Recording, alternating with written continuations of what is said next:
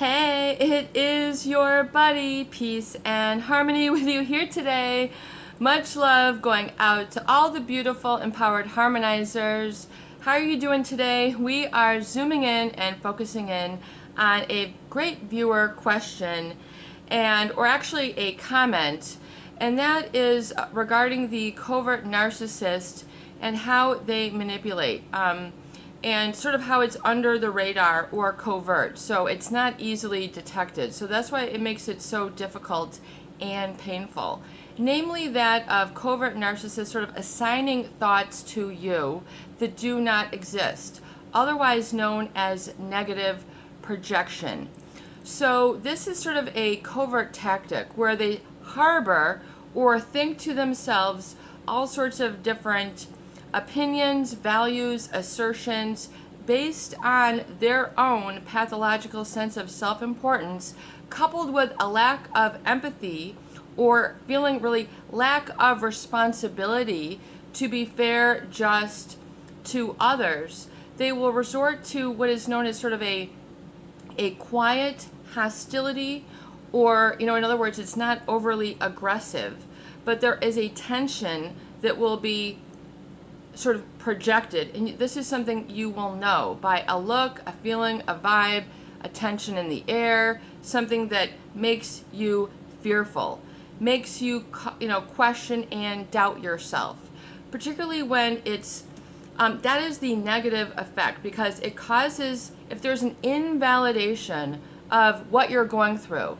In other words, Mom, I'm scared of the dark, I'm afraid of lightning, I'm scared of a bee. A child says that, and if a mother says, don't worry about the lightning, it can't hurt you. Don't worry about this, it can't hurt you. They're just disregarding and invalidating your legitimate feelings, opinions, and experiences, particularly when it comes to that of fear or self-protection or self-preservation. So that experience then is thrown out the window. If in the covert narcissist negative projection, they assign thoughts to others. So in other words, project. You are thinking this. You are thinking that. Your opinion is this. So they project, but don't allow a two-way communication. So this is a projection.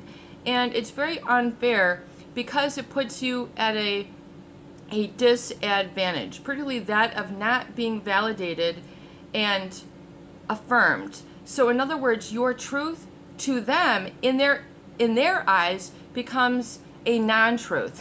It becomes irrelevant. It becomes unimportant. It becomes non-existent. When you're saying, Mom, I'm afraid of the dark, I'm afraid of the lightning, it will, and it's basically your feelings are not, which are just and valid and based on pretty much, a consensus with others. If they are, it is because they are not supportive of you. That would go against the covert narcissist paradigm that they need to be above and beyond, and sort of little by little, inch by inch, crumb by crumb, statement by statement, negative projection and negative projection again and again, it causes this backsliding or corrosion of I am, identity, trust in self, validation. So if there's not enough footholds for you to say, actually, I do need to be heard here, I do need to be validated here. So a lot of people, because of the covert narcissist relationship dynamic, they are in a disempowered or supply, quote unquote, air quote, status with them. So anytime they can diminish, invalidate, skip over, ignore, brush away, they are trying to get you to lose power, lose position, lose your feelings. So eventually, if you are around this type of individual enough, you will then inadvertently accept, the negative projection, absorb that within, and then this is then fostering the firmament, if you will, the foundation, if you will, within the person's emotional body. and their identity, their I am, becomes completely restricted, held back, limited, shut down, ground down, or annihilated, or what they might say in psychology is extinguished, which means you're trying to shut down a behavior, meaning you do not reward the behavior. If you look at a lot of psychology studies, and they do studies with all sorts of different, populations and people and groups, very fascinating, and it's based on statistical evidence. But, if it will show you that, to extinguish a behavior, you have to stop rewarding it. In other words, then, and then there's, then the degree, like they would say, the, a presentation of electric shock, a mild adverse stimuli to inhibit change and modify the behavior of that animal or that person. So you begin to get a negative reinforcement when you speak up. And so a lot of people not realizing and not becoming aware of this aspect of a covert narcissist process or relationship dynamic, this vicious cycle will continue for weeks, months, years, decades, and it'll just carry on, like a recurring pattern. It'll just continue and continue. I mean, I think that's a lot of physics. So they will, assign these negative thoughts. So people then do not identify then. They lose identity with their feelings, positions, opinions, needs, and then they end up giving up. Maybe I am wrong. Maybe all that negative projection, they are right. You no longer, people lose perspective because they do not have the support. So it becomes like a gang of numbers. If you've got the covert narcissist, using this sort of negative projection and assigning negative thoughts, positions to you, which have oftentimes no basis in reality, but it is fostering and nurturing of that codependent relationship of the supply or the other, the target, whatever whoever, you might find yourself in this position with. And so then it becomes difficult to stand up. So then people then give in to the silence.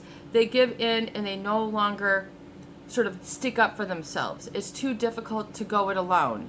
They feel invalidated, so little by little they just give it up. They let themselves go. They let it all go. It's, then it's the poor, poor, pitiful me. This will never change. It'll never get better. And then they resign. They, hang it up. I will never be loved. I will never be listened to. I'm, not a chosen one to be listened to. I am, and so people then, this is the corrosion of the identity, where this is done over and over and over again. So you have to become very aware of the impact of this negative projection, and sort of when someone does not validate, does not listen to you, and instead will not listen to you because it calls into question their superiority, if you will, it'll continue to foster and reinforce that you are lower, they are above dynamic, which oftentimes is designed to be disempowering, to shut you down, make you smaller, and basically cause you to shut it up, not speak up, not be assertive, then not have a boundary, not have a standard, and it's just complete chaos, and people feel lost. They feel that they're no longer living their life, or they feel that they are not heard, they're not listened to, and they then are fearful of their own feelings, because they don't know, they haven't been validated. They have no sense of self. If you've been especially around these types of experiences for a long period of time. So be very, very careful that you understand the cause that creates this effect, and do not cave in, do not fall for the negative projection. When you know something to be so, you know something to be so. Period. End of story. This is your experience. You have a right. Your feelings are your feelings. Sure, sometimes people will get hyper excited or hyper depressed. And so sometimes these might come off as extreme, but there is generally a kernel or seed of truth in there. And then people usually have to resort to the defense mechanism of becoming too loud, or they have inappropriate levels of self-esteem because they don't know how to regain their footing with themselves and with life. It becomes a very big sort of global, I would say, experience for them, how that individual then interacts with themselves, interacts with significant others, and then interacts with the world at large. So be very, very careful. Back this up. Hold your space. Know your truth. Make notes. What are your feelings? I am a big advocate of writing it down. So you can understand that you're not crazy. You are not, this is not too big an ask. You are not coming from left field. You're not coming from off the charts. You are valid. Your feelings are real. Your needs are real. Begin to acknowledge and validate this for yourself. And furthermore, it is so important, like another viewer had stated, and we emphasize and support here on the channel, it is so important then for you to surround yourself with others who are uplifting, supportive, and healthy communicators. People who you might feel might be, more intelligent or younger or older or whatever it is what it is. Period, end of story. And with the pandemic, I think it's really causing people to really check in with themselves. You need to get into a new normal or a new habit with identifying this. So you're not sort of wondering, what happened. And what, I feel, you want to turn this around. Realize that healing people heal, wounded people wound. So do not fall victim, do not fall prey to the negative projection of the covert narcissist. This is something that, oftentimes it's only a couple, experiences where they shut people down and then they just don't ever give their supply, whatever you want to call it, the target, the other individual who's to be made disempowered. They don't ever get a chance, oftentimes, to pick it back up. In other words, they let themselves go for a long period of time, and then it eventually bubbles to the surface where they say, this is unacceptable, this is intolerable, this pain is too much, this is not right. So there's a negative projection that you need to become aware of. And don't become just a blank screen for a covert narcissist to assign negative qualities to you. Because that will contribute to your feeling of being invisible, being unheard, being invalidated. So that's really part of the very painful, I would say, red flags that you have to process and digest and understand the why, the cause has created this effect, and to understand the dynamics, so that you can reestablish and reignite and reassert and reaffirm your truth. I need, I deserve, I am, and protect that. And especially because the covert narcissists, they're oftentimes not going to shield you or support you. That is part of the problem. It is a lack of support. Oftentimes it's a big indicator, and so realize that this is a tactic. So you need to catch it in the air. You need to be able to block it. You need to be able to catch it and look at it as if they're trying to throw a projection, and not today. I'm not going to be a blank slate for somebody else's negative projection. I own my truth, and that is my light, that is my source, that is the divine intelligence that has been trying to connect and communicate with me.